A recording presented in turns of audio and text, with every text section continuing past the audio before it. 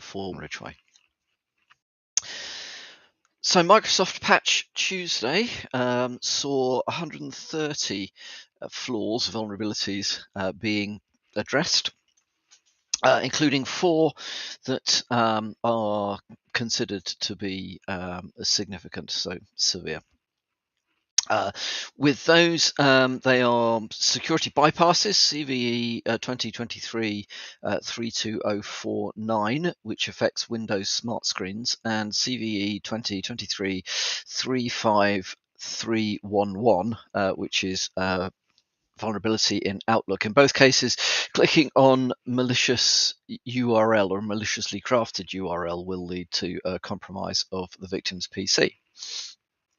And then there are, in fact, a couple of privilege escalation vulnerabilities. CVE 2023-32046, which is a vulnerability in the MS HTML browser engine, and CVE 2023-36874, a vulnerability in the Windows error reporting service.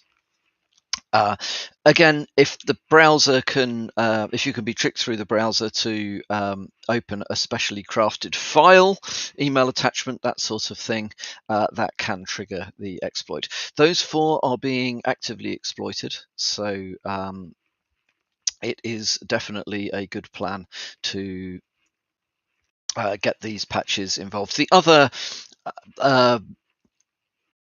other 126, how many did I say? Yeah, 4. Yeah, 126 vulnerabilities are less severe, but it is always, as always, a good idea to keep on top of this stuff. The more often you patch, the less likely things are to go wrong generally.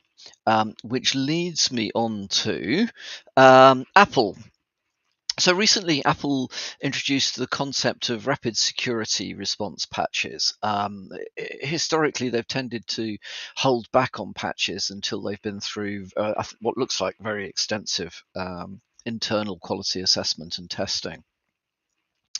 But they've recently, in the last couple of months, moved to having a model whereby, under certain circumstances, they'll release a patch kind of out of cycle and very quickly after a vulnerability has been detected. They did this last week. Was it last week or earlier this week? Last week, I think. Actually, it was Monday. I think it was Monday this week that they have patched a vulnerability which was actively being exploited, a vulnerability in the WebKit, which is being tracked as CVE 2023-37450. Unfortunately, it does appear that if you use Safari, that patch may have introduced errors when trying to access certain websites. Facebook, Instagram, and Zoom have been mentioned. So, to the best of my knowledge, they have pulled that update, and they are looking to re-release ASAP with a version B of the same update. So that the one to look out for, then the correct one is iOS 16.5.1b, iPadOS 16.5.1b, and macOS 13.4.1b. They say these will be made available as quickly as they possibly can.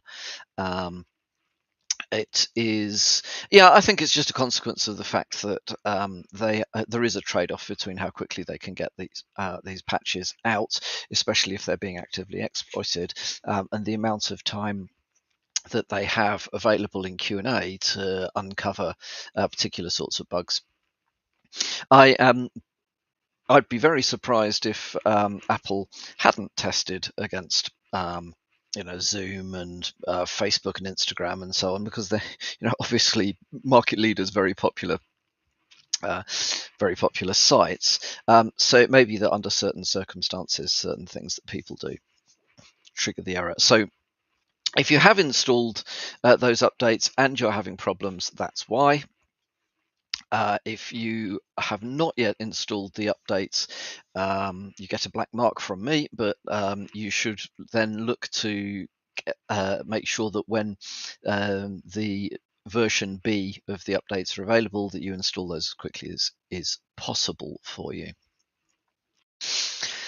And then finally from me, just a quick reminder that we are at the time of the NATO summit in Vilnius in Lithuania. A Russian group known generally seems to be known as Romcom, but has various other names, has been exploiting a Windows vulnerability in at least part of the chain involves a flaw in Microsoft's support diagnostics tool, MSDT. And However, there is a newer vulnerability as part of this chain, which Microsoft has not yet managed to patch. So, despite yesterday being Patch Tuesday, this particular one actively exploited by this group, but is not. There is no patch available.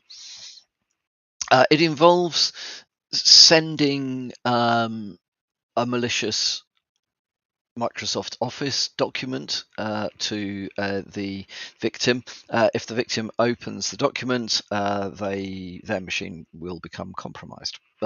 It's a remote access Trojan that they deliver, and it uses sort of embedded RTF files and OLE objects to initialize the infection chain. Collects information about the machines and so on and so forth, the usual sort of stuff. Russian based, and is actively targeting people who are attending the NATO summit. So, firstly, if you are in any way associated with, or your organization is associated with anything to do with NATO, just be aware, whilst they may be targeting the summit, they will also be targeting people associated with NATO and the summit at the same time. Why would they not? And secondly, just to be aware, because there's no patch available for this yet, pretty much the best thing to do is good old-fashioned attachment blocking. So be careful if you're being sent unsolicited Microsoft documents through mail or other means. Do check to see if they really are what they appear to be.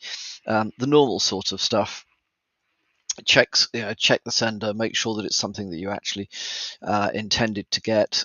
If you are working in a particularly sensitive organization, raise it with your security team and maybe get them to have a look, or even open it in a sandbox somewhere to see what is actually inside it. Those sorts of things. Take this stuff seriously. Russian state funded attackers are good at their game. They are very well motivated at the moment, given the ongoing support within the West and within NATO for Ukraine, and the ongoing discussions around Ukraine potentially even joining NATO, which will be seen by the Russian and Russian influenced worlds as highly provocative.